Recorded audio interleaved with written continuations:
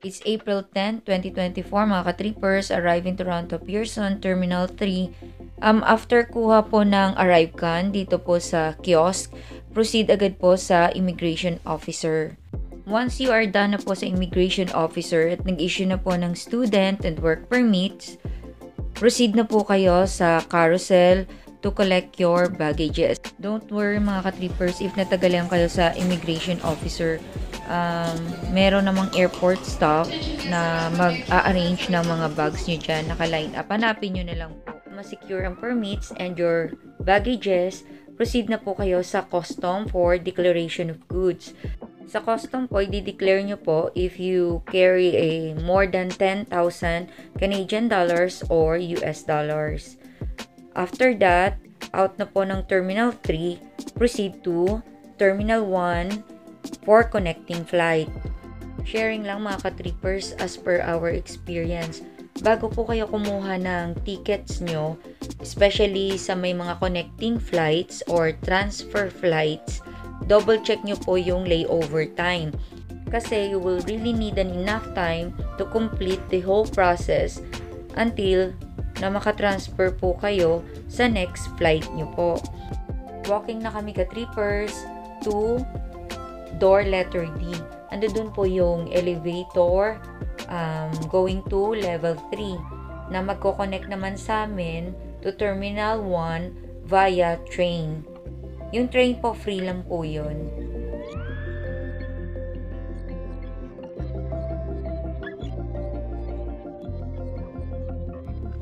Paglabas ng elevator ka-trippers, another walk, connect to train station. Automatic door, lahat sila ka-trippers.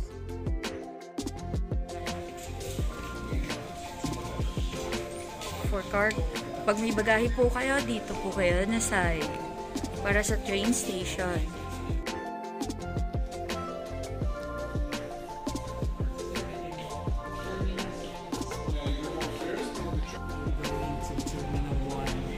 Bound to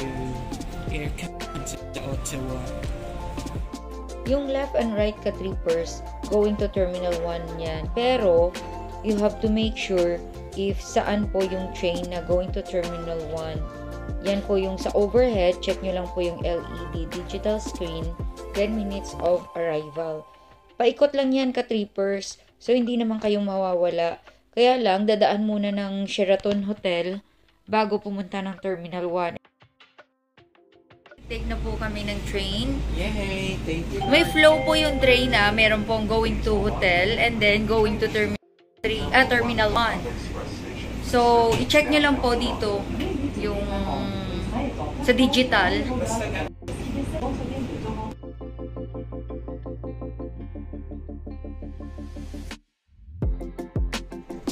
Terminal 1.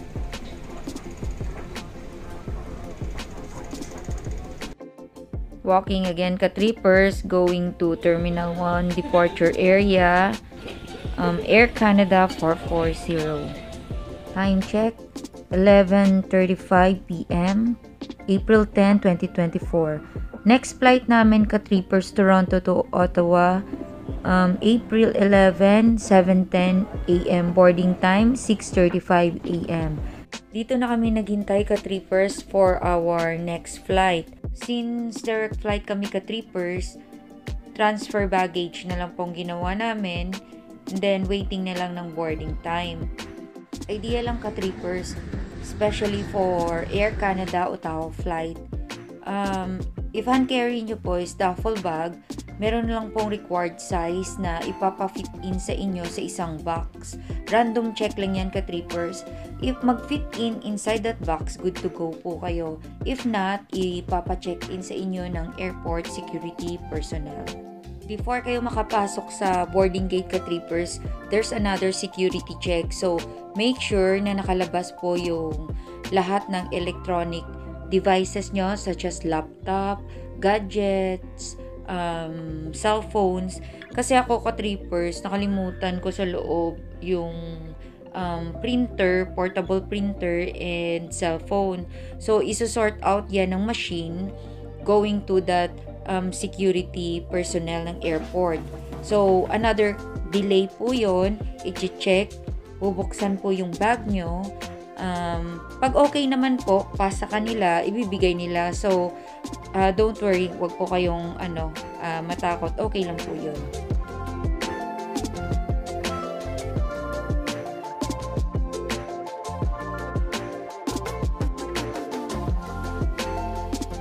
Trippers, once you pass the security check, pwede na kayo mag-direct sa gate nyo.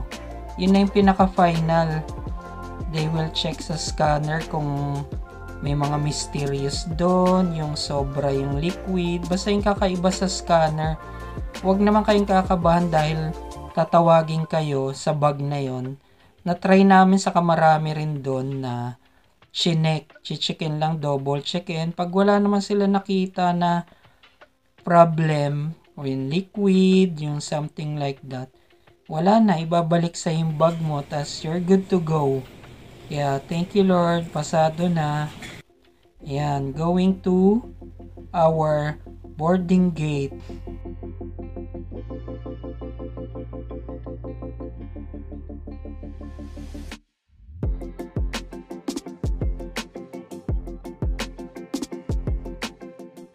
Arrive in our boarding gate, ka-trippers. Waiting time. Eto si G, hirap na hirap sa hand carry namin. Backpack and duffel bag. 1 each po kami, ka-trippers. Kasi pinagkasya namin yung excess baggage namin para hindi na po kami mag-additional pa. Trippers. Ottawa, it's our plane outside. And it's raining right now.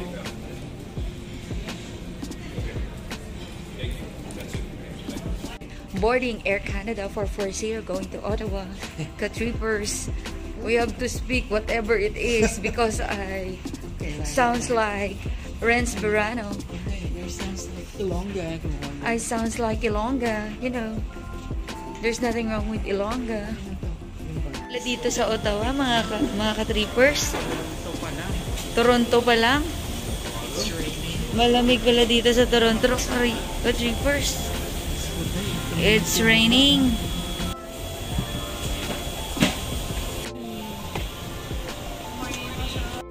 Yan lang masasabi ko, ka-trippers. Executive yung Airbus ng Air Canada.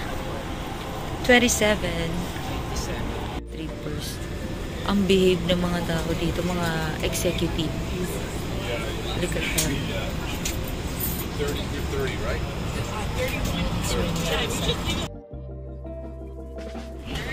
We're going here, the trippers.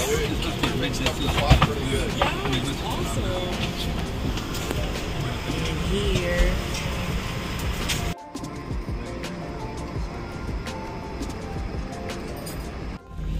Notiez que les enseignes de sortie comportent un symbole vert. Les flèches indiquent la direction à suivre pour se rendre à l'issue. Pour plus d'informations, veuillez consulter la carte de mesure de sécurité dans la pochette de votre siège ou dans le porte-revue. Merci.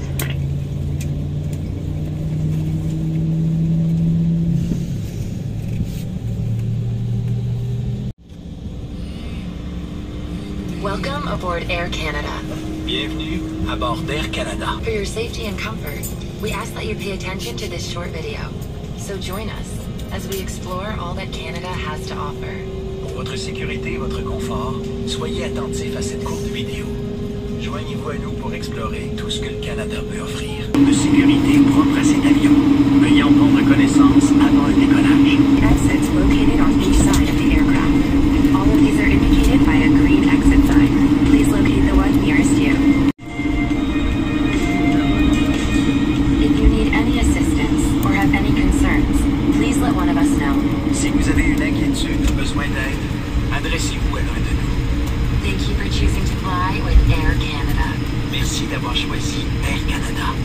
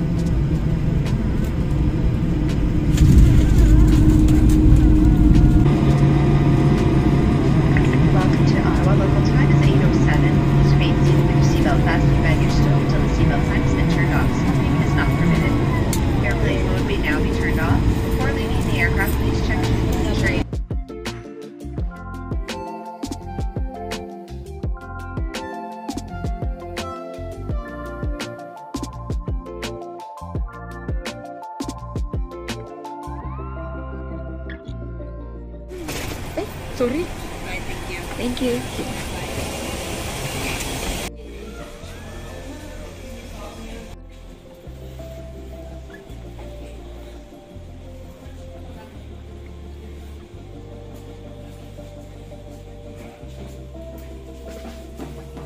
Ottawa Airport, Retrievers.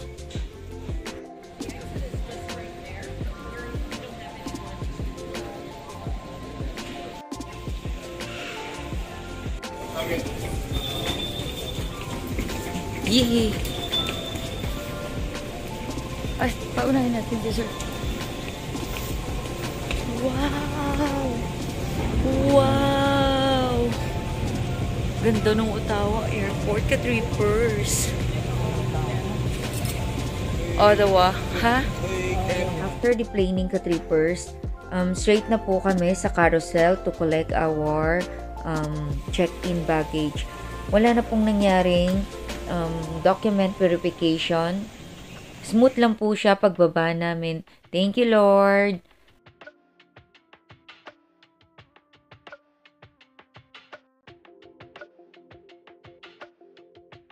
Waiting na lang kami Ka-Trippers to collect our baggages.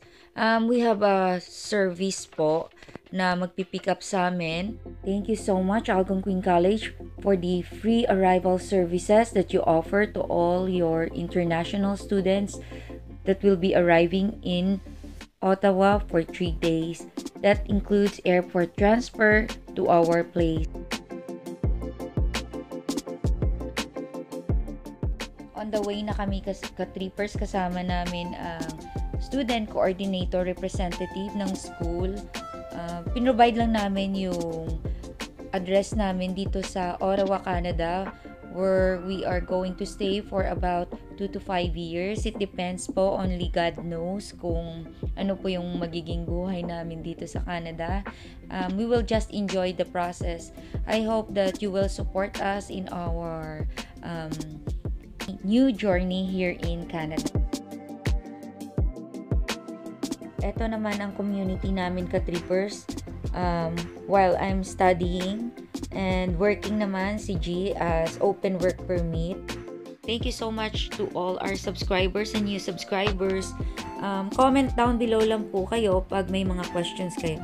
Thank you so much po for watching.